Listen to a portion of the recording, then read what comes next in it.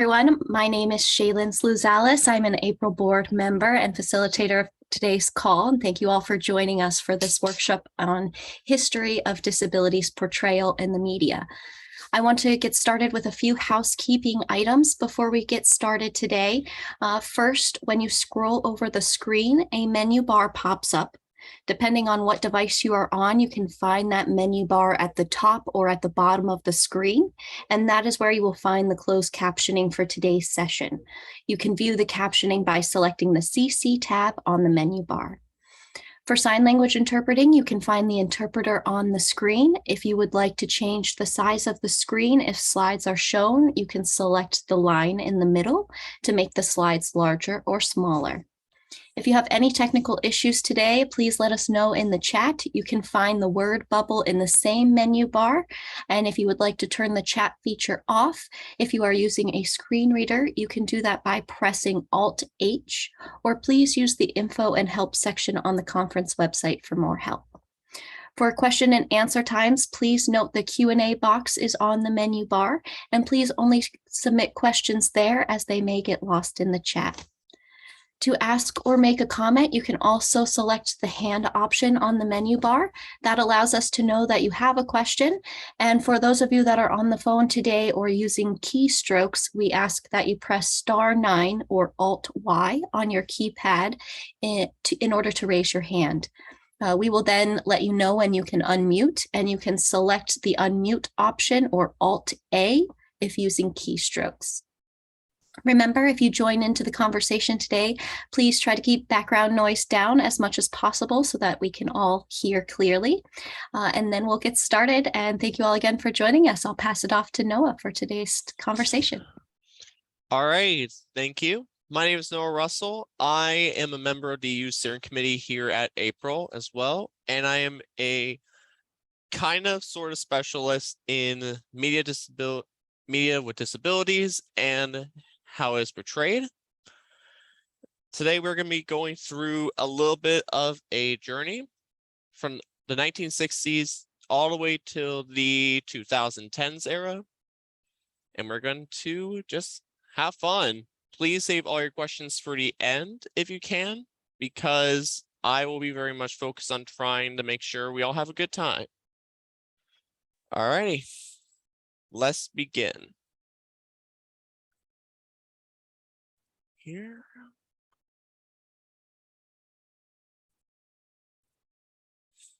Alrighty. So what is media? Media is defined as something that is either being read, watched, or being heard. This can be books, music, movies, TV shows, plays. And one of the things that media tends to do is affect culture. Culture in the form of media is more of fact how media does stereotypes. One of the big stereotypes that we will see in this presentation today is how it affects us negatively and positively depending on the era that we are looking at today. Like I said, we'll be starting with the 1960s. And like I said in the last slide, media does affect us negatively via the culture. I have seen many representations nowadays that still have very negative cultural representation. But technically speaking, the first film was from 1898 called The False Beggar, about a person who has no disability pretending to have one to scam people. He's eventually caught by authorities, but there's not been a lot of other films about disabilities until the 1960s era. For a little bit of audio description, it is a white background with a blue splatter that says 1960s era on it. Now, who here knows of the film Psycho? I'm assuming that most people do. For those of you who do not know, Alfred Hitchcock's Psycho came out in the 1960s, specifically 1960, starring Anthony Perkins, Vera Miles, John Gane, and Janet Leigh. This film is quite infamous for being one of the first ever slasher films in the genre. However, is also a very bad representation of disability. Norman Bates, who is played by Anthony Perkins in the film, has multiple different personalities, or should I say disabilities, for this one. But the main ones that we are going to look at for him is dissociative identity disorder and schizophrenia. For dissociative identity, he has the personality of his mother. Now, he normally is a very nice person. He runs his own little hotel called the Base Motel, and he's a pretty good kid. But whenever he sees a woman in the movie, his mother comes through.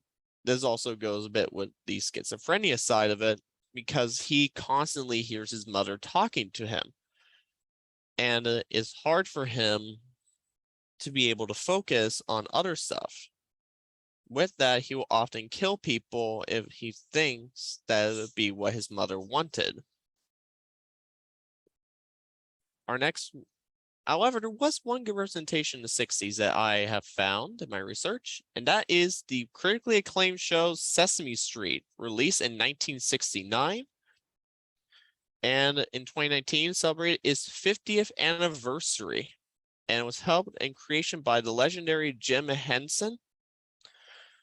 Sesame Street is a odd little duck because it's something that even back during the 60s, it wanted to show positive relationships and was very successful in. A lot of times back in the 60s, when you were trying to see positive representation on stuff, it was very difficult because it was often used as being either a negative force or as a side character or a comic relief character. But Sesame Street found that perfect balance, in my opinion at least, of showing the positive sides while also teaching that the negative sides are just how that person is and how they work through the negative side. And the one character that I pretty much remember is from 2017, and that was the character of Julia. Julia was introduced along with the Autism Self-Advocacy Network, or ASAN, and she has autism. Characters are confused on how she's very non-verbal at points, to the point where she has a hard time with loud noises, but they explain that's just how Julia is, and it will sometimes take her longer to be able to understand and to learn. In my opinion, that is a very good thing. Unfortunately, the one good thing Sesame Street did with autism got quickly swept up by a company called Autism Speaks, which is a very bad group for autism representation.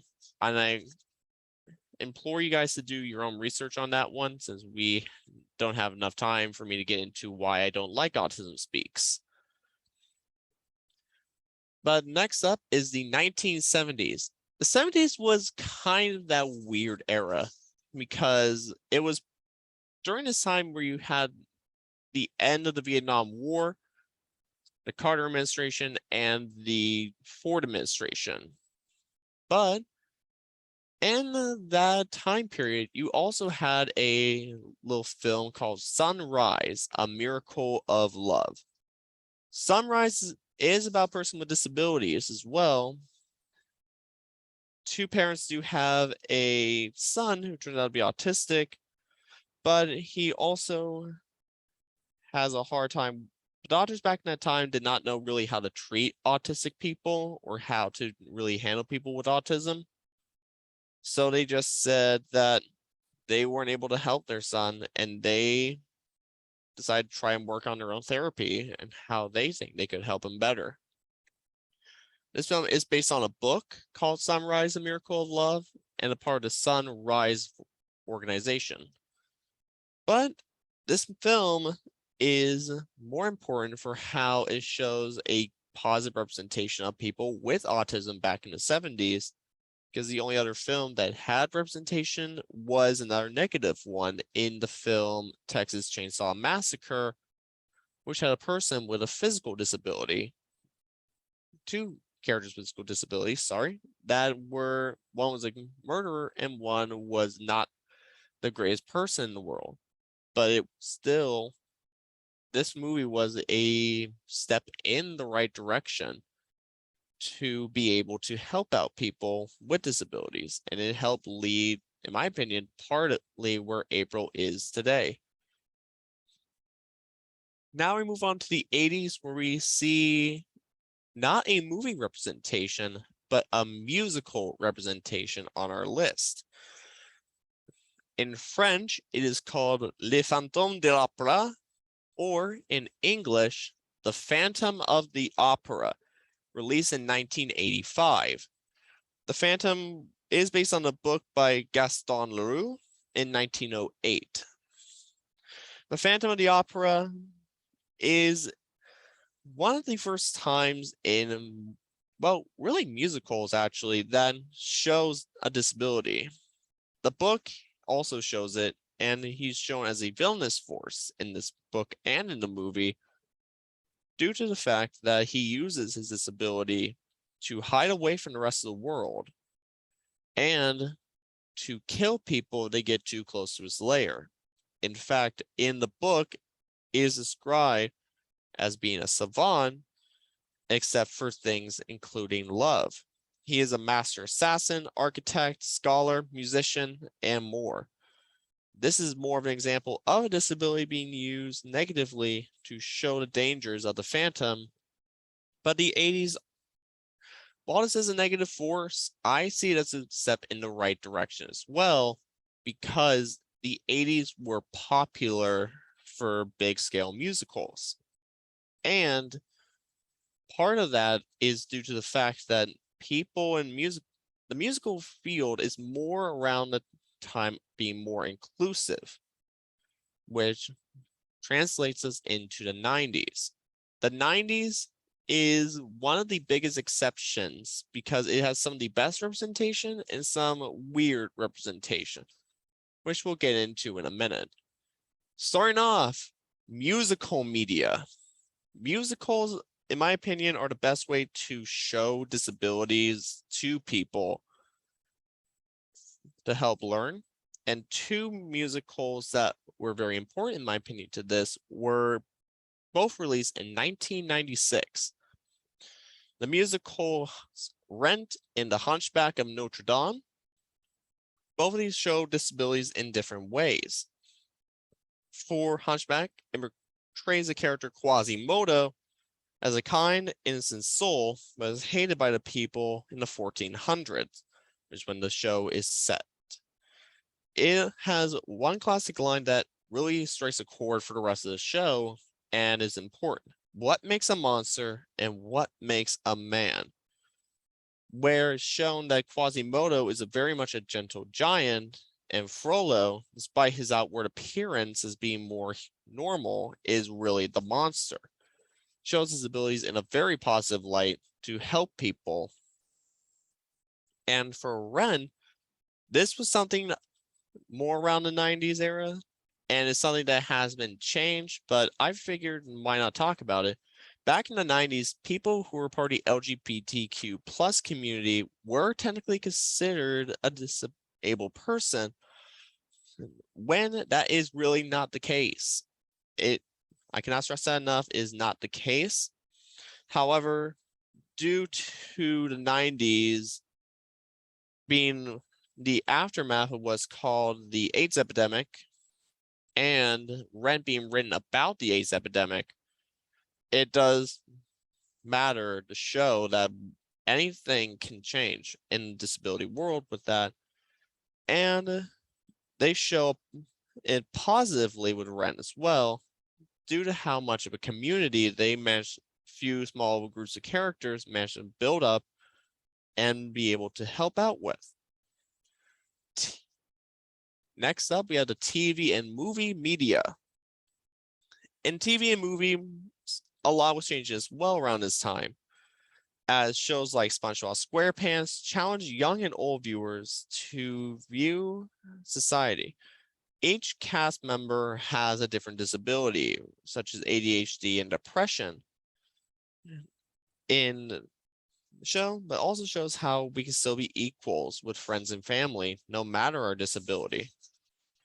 And movies such as Forrest Gump focus on individuals with disabilities and how they see the world. With the 90s, we see a larger range of representation for people with disabilities. I would like to stress this. This is only samples of what I was able to find for the decade. If I'm putting every single movie on this list, we'd be here till the sun blows up. But I will say, while Forrest Gump is a great representation, the only thing I will say that I'm not a fan of with the film is the fact that the main actor, Tom Hanks, does not have a disability. So that's kind of a check in the wrong direction, but still a positive change, in my opinion. Films in the 2000s have severely improved since the 90s and become much better in representation. One such film is Finding Nemo. This is a film about disabilities, which not a lot of people realize at the time, because Nemo has a couple of disabilities. He has a lucky fin or an ingrown fin that gives him a little harder time swimming. And he also has a bit of vision impairment that gives him some difficulty doing things in the ocean, but he is able to adapt. In one particular scene in the film near the end, he is able to save hundreds of thousands of fish from getting taken to a boat that is trying to commercially fish them. In my opinion, Finding Nemo is one of the best movies of the 2000s era. And hopefully after this, you guys are willing to check it out and really get to learn more about this awesome film. 2010s era, we're going to wrap up our representation with Finding Dory, which was released in 2016. Movies in the 2000s era were more improved than the 90s, but 2010s era, sorry, my brain is a little melted right now, are more about inclusion and respecting people than the past 50 years of history.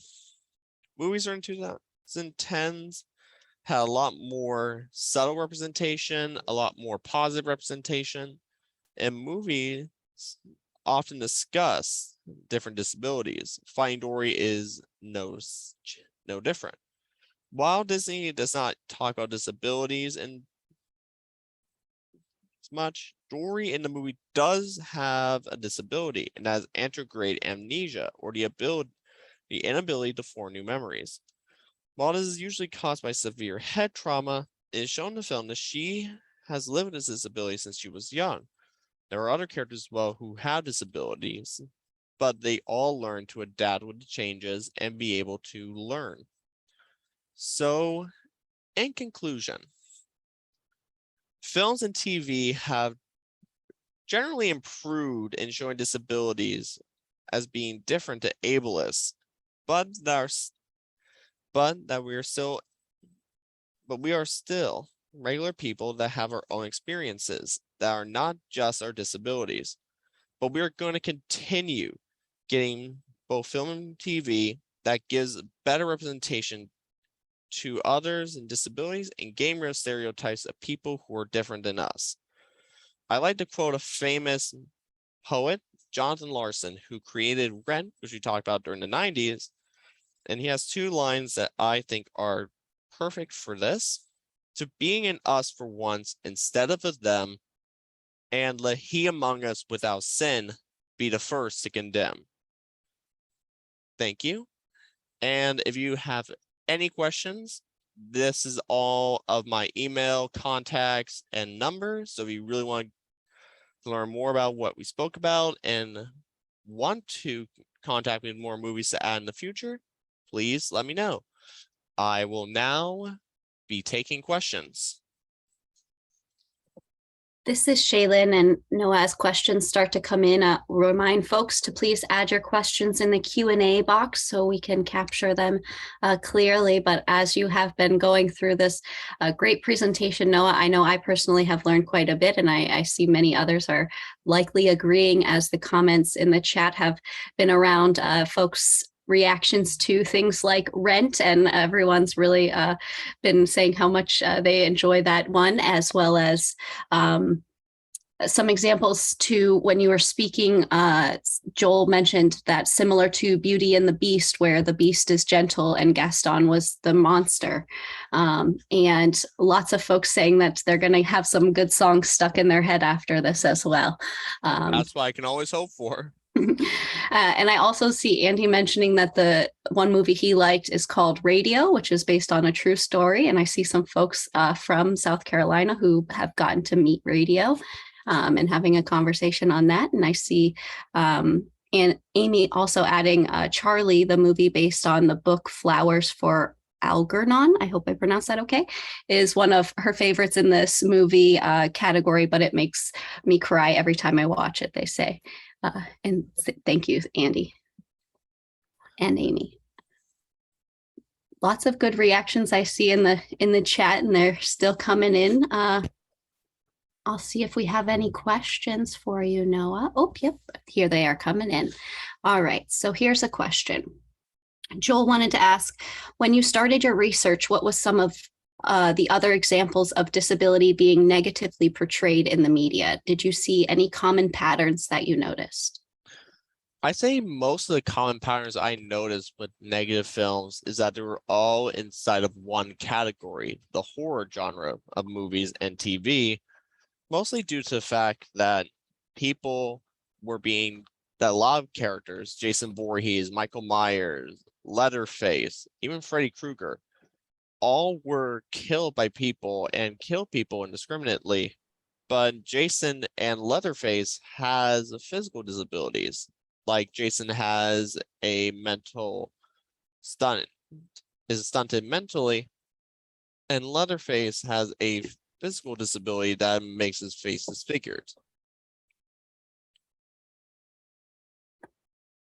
This is Shaylin. Thanks, Noah. Another question that's come in from Ty Lee was first saying, Noah, you did a great job. I would love to know your thoughts on the show, quote, Love on the Spectrum. Do you feel they represented people with autism well? I unfortunately have actually not watched Love on the Spectrum because there are a lot of shows out there with disabilities and it's hard to keep track of each one how they represent it. But from what I've heard, it's actually been a pretty good representation. I'll definitely be checking it out. This is Shaylin. Thanks, Noah. Abby, I was just going to read your comment in the chat, so please voice your comment. Yeah, go ahead, Abby. Two things. This is Abby from April. So my comment in the chat was, as a fellow autistic person, I've been really frustrated with shows like The Good Doctor, which portrays the main autistic person as cold and unfeeling. I think that is a really harmful stereotype because every autistic person I know is kind. I mean, I guess I can't say every, but the ones that I know are kind and thoughtful and do display a lot of sympathy and empathy for other people. They just do it maybe in a way that is not as immediately recognizable to people who are autistic or non-autistic. The other thing I wanted to ask or say was, I follow one of the young women from Love on the Spectrum on TikTok, and her content is excellent, but the way that her mother interacts with her in the account makes me so uncomfortable. It is wildly infantilizing and really treating her like, even when she has like a difficult moment that I know as a neurodivergent person, I wouldn't want displayed publicly, those things get posted and it isn't totally clear whether or not she's consenting to that. And it's very frustrating to watch. This is Shaylin. Thank you, Abby. Those really important points, and thank you for highlighting those pieces. And I also see Joel adding in the chat that, in fact, I can't think of a movie or horror show that has a protagonist as a person with a disability. And I see many people agreeing with your comments, Abby, and that people with autism aren't cold and unfeeling, and many folks agreeing in the chat. We have some additional questions that are coming in, Noah. One question from Sapphire says, did you read any of Paul Longmore's disability stereotype work? I will admit I have not read or read May books, sorry, recently, but it might be a series I need to check out for me being continually put up to date with everything in the media side of disabilities. This is Shaylin. I see Kimberly Hill adding in the chat that a disabled woman won a Tony for her role in Oklahoma on Broadway as another example of representation. I have heard about that, and congratulations to that individual. Mm-hmm.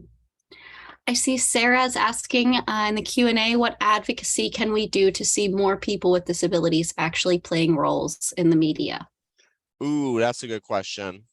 Not that all questions are bad per se, but this one I think is important. So this was basically a way for you to basically gain knowledge to be able to present to Hollywood. One of my presenters I was working with yesterday for youth roundtables, and I discussed the fact that 95% of people casted to play disabilities in Hollywood are able-bodied actors. However, my opinion is to start making petitions. There are multiple different websites on the internet that allow you to make a petition to basically raise money to say, hey, in this next film about disabilities, cast someone with that disability and put it into your film.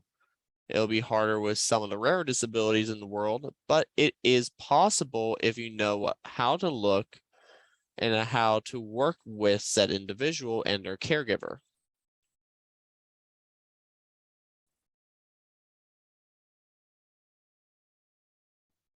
Really important points, Noah. I think that piece on people with real disabilities, the actual disability that's being portrayed, and that authentic representation is so vital.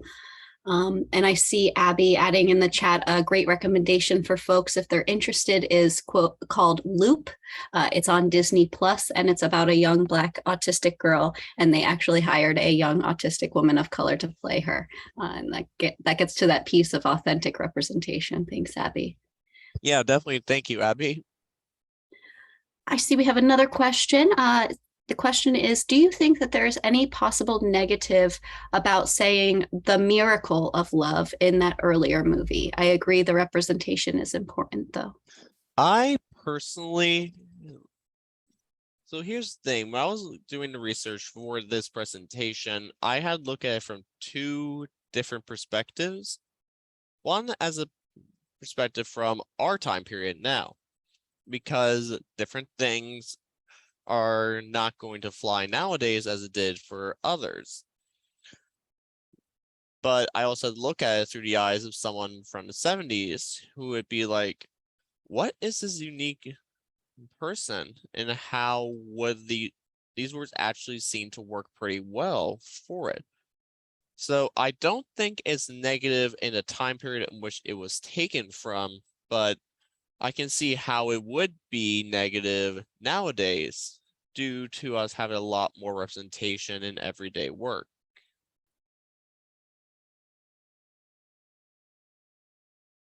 Thanks for that, Noah.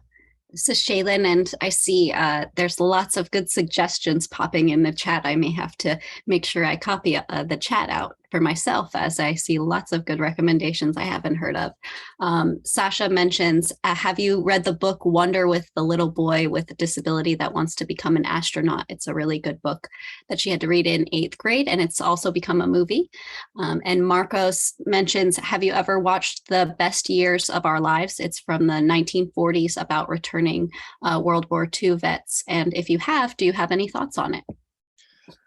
To answer the first question, I was given a choice to read about Wonder as a kid, but at the time that book just never really caught my fancy because I did not think it would be up my lane because I was very much into the fantasy sci-fi era at the time. I did end up reading The Boy in the Striped Pajamas, which I do not recommend. It is really, really not a good movie or a good book in my opinion. But no, unfortunately, I have not read Wonder. I will watch the movie at some point, though. And to answer the question about the best days of our lives, I admit I haven't watched many films from the 40s. The earliest that I have watched was from the 1960s. I will fully. No, wait, that's not true. The 50s with Gene Wilder, not Gene Wilder, Gene Kelly in Singing in the Rain. That was the earliest film I go back to. So while I have not seen it, I will definitely need to check it out because I am a huge history buff.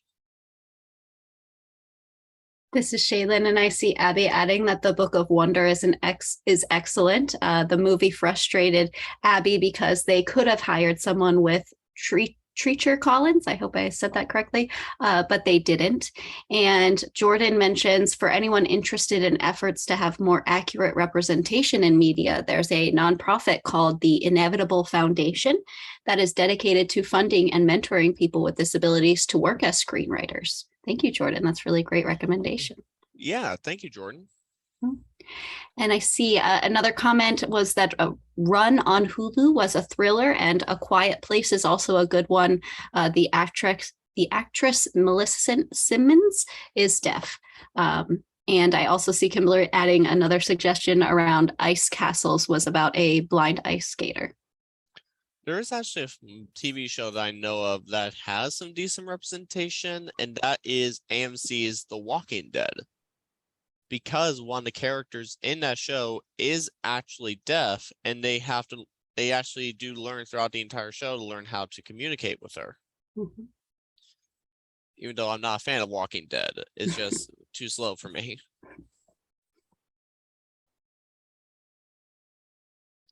Other questions? Any additional suggestions? I feel like we may need to have this chat box uploaded on the conference website so folks can have access to all of these great suggestions. I don't know if that's possible with our April team. I see Joel has a question with his hand raised. Joel, yes. 1 second here. I think you should be able to unmute, Joel.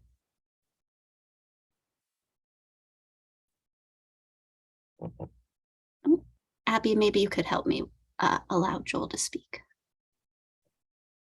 There we go. Sorry, I misclicked. No worries. Can you hear me? Yes. Yes, we can. Fire away. So I forgot to add this part to my question. Like I said, first off, I do agree with the horror villains, so many of them being like individuals with disabilities. It's a bummer, and I would love to see maybe a little more often a protagonist be in that kind of like with a disability in those films, because I can't think of any type of like final survivor that is that. I don't. But I wanted to ask, so recently there's a movie that's been out called The Whale that starred Brendan Fraser. I wanted to know, because you brought up earlier, you do have you would like to see people with disabilities, be the actor or actress being that person with a disability or something like that. I wanted to know your thoughts on that movie, because I know it's been getting some backlash a little bit because Fraser, he's not a person that is 600 pounds in real life. He's not a person that is that's LGBTQ plus. But I wanted to know your thoughts. Alrighty, I will definitely say that unfortunately I have not seen the movie. I haven't seen many modern movies or recent movies, to be completely honest. But with my thoughts on that, I will say it is very hard to be able to find people who do fit the criteria for the film at points. It's certainly possible, but And I like the article I read, yeah, they were having that massive struggle finding someone that could, and also due to possible health risk also for long days on when it comes to filming. So for me, I feel when it comes to that type of stuff, I feel like it is case by case, because sometimes I'm like, if the actor is really or actress is really committed to the role, they take the time to understand a person with a disability. Heck, walk a mile in said person's shoes. I feel like if they come away with that, I am fine with a person not disabled playing a person with a disability. However, if they don't do like their homework, they don't do like their research and stuff like that, then I have problems. But I do agree to some point that, yeah, I would like to see a person with a disability play a person with a disability. Again, A like you deaf said, person being played by a deaf person. That example. yeah, I feel like it is a case by case, and if it fits the flow of the movie, because with people who are deaf or hard of hearing, I will say they do need someone who is trained in ASL to be able to properly help out with translating it for the cast, which that is not hard for a lot of people to do, especially with films gain over $100 million in budget. They can totally do that. But with films such as, like you said, The Whale, or even I would go so far as to say, oh, what would be a good one? Finding Dory or Finding Nemo, that style of film where you have both a physical disability and a mental disability in one, I think it's a little bit harder to be able to find that right type of representation. Yeah. But like you said, it's a case on case basis. Yeah, that's at least what I would say.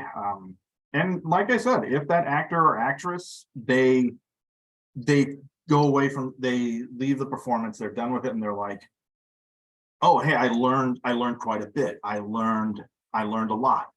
I feel like that's a win. That's another person that understands, that has a better understanding of, well, a person with a disability. And I totally agree. And this is Shaylin. Just to add to this conversation, Noah and Joel, I'm wondering what you think about how we, in the cases where people without disabilities are portraying people with disabilities, how we make sure that they are accurately portraying somebody with that disability, and that we are hopefully getting some guidance from people with lived experience and real disabilities. I wonder what your thoughts are on that. Well, let's see. I can say, so similar to say like The Quiet Place Part 1 and Part 2, they had not only an actual person that is deaf play a character that's deaf, they had like ASL interpreters on site, and the actors and actresses, the other actors and actresses, they learned ASL on the set. They did. So I will use that one as an example. I feel like if we do want that representation, that better representation, I feel like that Hollywood, that movies, TV shows, they can afford someone like a consultant or an advocate that's like, this is what this disability is. This is what it is. So that would probably be maybe the first step, I would say. Have something like that. And Noah, I'd like to know your thoughts. My thoughts on it is, I would say the same. And I will mention one other film that is not brought up as often anymore. Bird Box does show people, while not having the disability outright, having to work around having to wear a blindfold the entire time due to the aliens that would control them and have them kill themselves. And in my opinion, it shows that some people are willing, that is a good thing to be able to have people who, while not being disabled themselves, going through that experience to maybe walk a day in their shoes. It would be an excellent idea. Yeah, I did like that concept for that movie. I did. And so yeah, overall, I would love to see love to see that. I think Hollywood, I know they have done recently like intimacy coordinator or an intimacy advocate. So I would feel like, why not something like that for disability? Have that. Someone that can be like, this is how you do it. This is how you portray. This is a way to portray this person or portray typically what this person is. Thank you, Joel. Thank you, Noah. This is Shaylin. Really appreciate those responses and your perspectives and thoughts on this. We have some comments that are coming into the chat, and we have another question that I want to make sure Noah can address. But I want to first read Jordan's comment in response to Joel's as well. Jordan says, Joel, I think what you're saying about potential health risks on set or an actor with a disability not being safe or fit for long days is really more of an example of the need for employers, even in the media, to honor requests for reasonable accommodations and support their employees. I think that's a really important point. Thanks, Jordan, for raising that. And I see folks are also agreeing. And I see Abby's hand up. Go ahead, Abby. I would like to agree with that. That point, that I think something that happens a lot for disabled people is that we are not given dignity of risk. We are not given the opportunity to make those decisions on, you know, what are we capable of, what is or isn't too risky for us. And I think that point of like being able to, as long as people can fit the, you know, essential functions of a job, whether that job be acting or directing or voice acting or, you know, any job in Hollywood or just on Broadway, I think people should be given equal opportunity to do that and should be prioritized in situations where it makes sense to have a disabled person playing the role of a disabled person. I totally agree, Abby. I totally agree. So, and definitely likewise, this is Shaylin. I see Sapphire asks a question, and I think we touched on this a little bit, but wondering if you may want to expand a tiny bit, Noah. Sapphire asks, one thing I see is deaf or hard of hearing is a common disability represented in media. Vampire Academy on Peacock just did it. What is your opinion on deaf being the only central disability getting fame more than others? Ooh, that is definitely a question. That's definitely something I have not seen personally in my films that I've seen. But my opinion on it is honestly good. I am not against more people with hard of hearing or who are deaf getting more representation. Now, do I think it should be above all other different types of disabilities? Absolutely not. I think it should be an even balance between all different disabilities. But I can also see where other people or filmmakers are coming from because it can provide more ways of telling a story in body language and in nonverbal communication. Absolutely. This is Shaylin. I see another question from Amy. She says, I teach readers theater to kindergartens through second graders and was wondering if you have any books that you could recommend that I could use to share stories of all of the students in the classroom. Ooh, actually, I think one could be. Could you repeat the last part of the question again, Shaylin? Yes, I can. The last part, if you have any recommendations of books that she could use to share stories of all of the students in the classroom. So I think the essence is books that have representation of people with disabilities in them for children. That is a rabbit hole, I will say, because there are a lot of books on people with disabilities for kids nowadays. One book I would say that's a pretty good option for some would be any books from the Dr. Seuss umbrella. Generally speaking, a very good source of information and how to teach kids. Like, I'm a fan of Dr. Seuss's The Grinch, and that shows someone who has depression throughout most of the year, especially during Christmas, having to work through it. Another one would be Cat in the Hat, where two of his helpers, thing one, thing two, have a bit of ADHD in them. And Horton Hears a Who is another one where two different people, Horton being an elephant and the Who's being people who live on a spec, have to learn to interact with each other.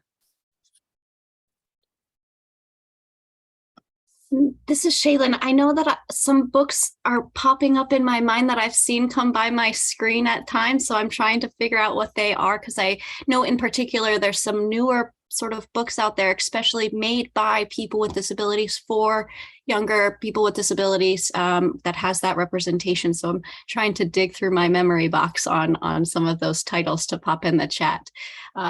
And Joel, I see your hand up. Or is that from earlier? No, I re-raised it. So no problem. Go ahead. So there's one last thing I wanted to ask.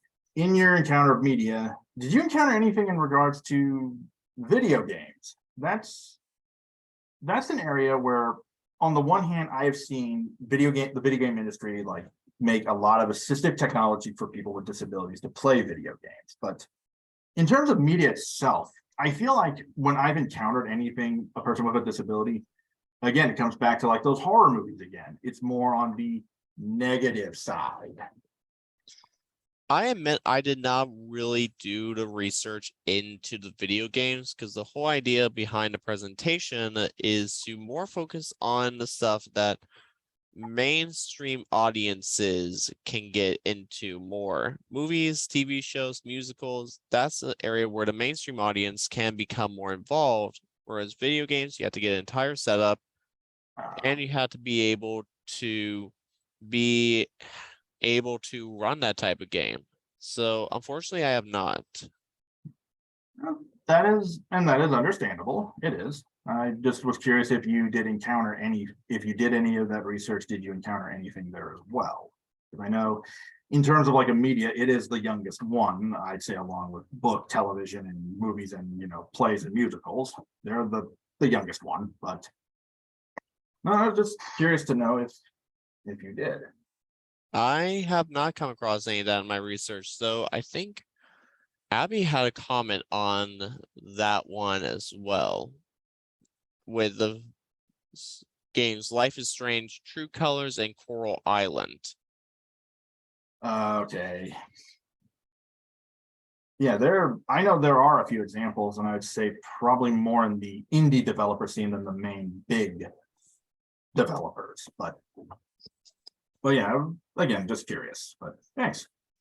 My pleasure. This is Shaylin. Great question. Thanks, Joel. And I see some additional comments in the chat, back to the question around children's books. Andy did add in the chat that Squirmy and Grubs has a picture book for kids. So there's a good suggestion. I know they were part of our youth conference at the beginning of the week. And also wanted to note that Kimberly shared also that Speechless was a network TV comedy recently that had decent representation, that was funny, but it drove me crazy because his technology was so out of date. Yes, Abby? I wanted to say a lot, talking about video games, calling out specifically Life is Strange, True Colors. The primary character in the game deals with anxiety and depression. And while the game has a lot of really heavy topics in it, it does probably some of the best I've ever seen of offering accessibility options, including it will pause the game for you every time really loud, startling noises are about to happen. And it'll wait for you to say, I'm ready to proceed, before you actually can go forward with the game. And that is an option you can turn on or off. I think it also gives different control options as well for if you're somebody who has a motor disability. Thank you, Abby. Very cool. Other questions, other comments? I see additional many thank yous and good comments coming in, and some links around other suggestions that have been added into the chat.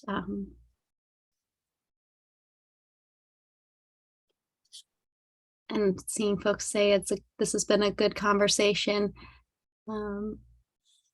Other questions that folks want to ask Noah, don't hesitate to raise your hand or pop them in the Q&A. Don't worry, I don't bite.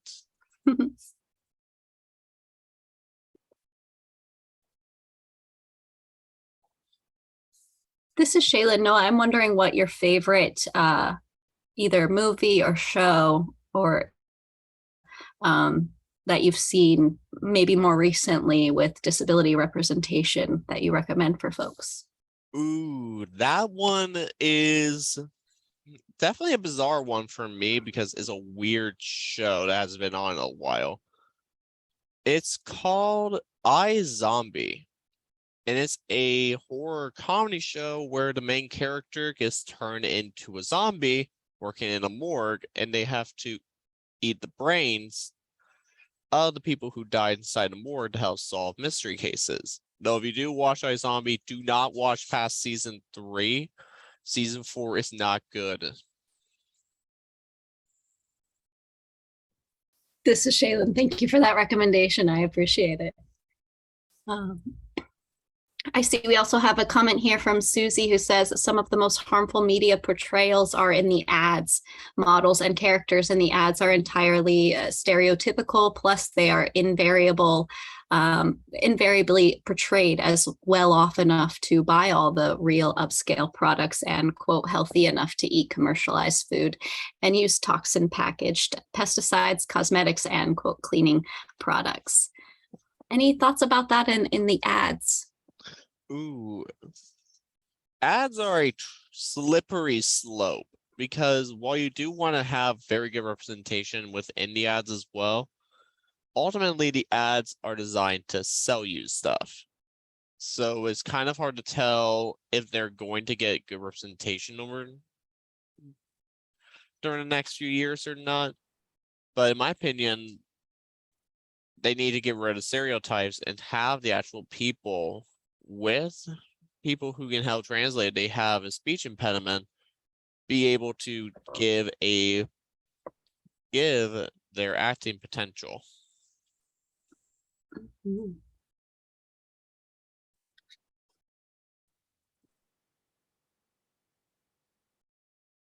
And I see also an additional comment around video game suggestion called Celeste. Thank you all for the great suggestions coming in. Any other thoughts in these last few minutes together? Any other questions for Noah?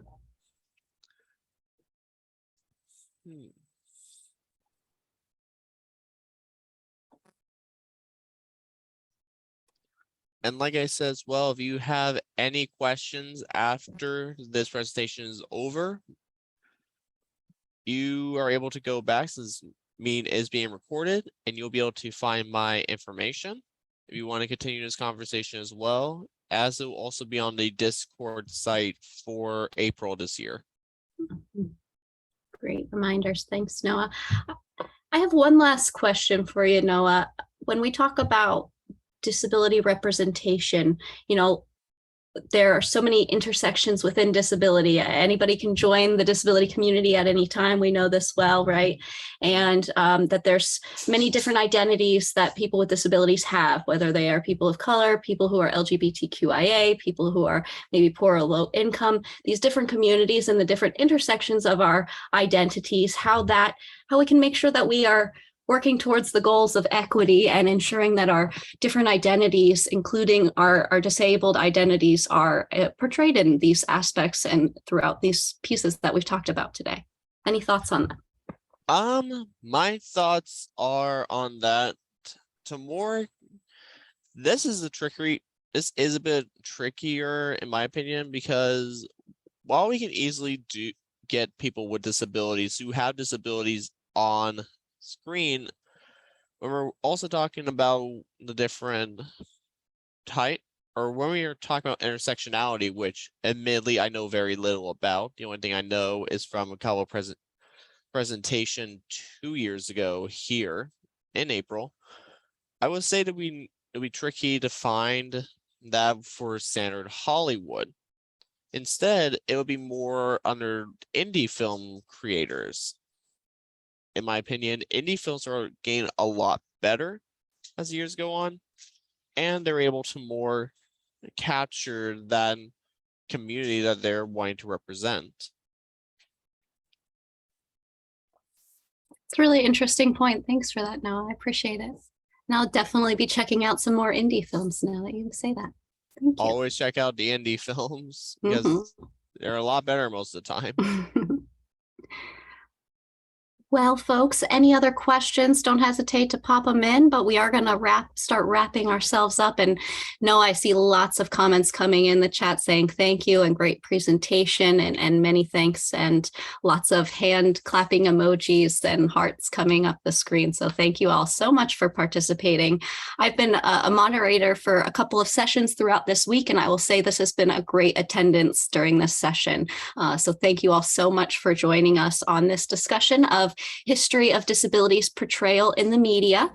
The session will be coming to a close in a few moments, and we ask when the webinar closes that you please complete your evaluation form when it does close, so that you can let us know how we can continue to improve and keep providing training that you find most useful.